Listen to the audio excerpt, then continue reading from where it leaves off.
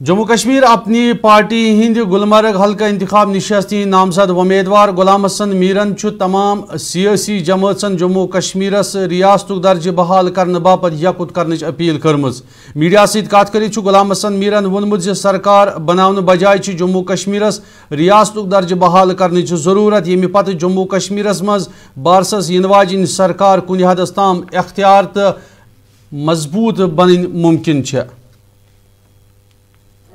जो यहाँ की सियासी जमातें हैं उनको हुकूमत साजी के लिए जोड़ तोड़ के बजाय पहले यकजोई से स्टेट हुड के लिए तमाम तर जोर लगा देना चाहिए।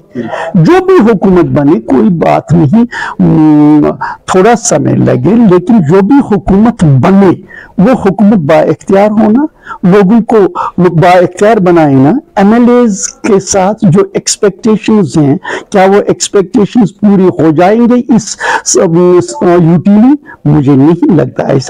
ऐसा ही मजाक होगा जिस तरीके से इन्होंने डीडीसी का इलेक्शन किया, लोगों ने बड़े उत्साह से उनको सपोर्ट किया, लेकिन फिर बददिल हो गए क्योंकि उनके हाथों में कुछ था ही नहीं, वो नॉन एग्जिस्टेंट बेचारे हो गए। इसी तरह इस असेंबली के एमएलए का हाल भी ऐसा ही होगा।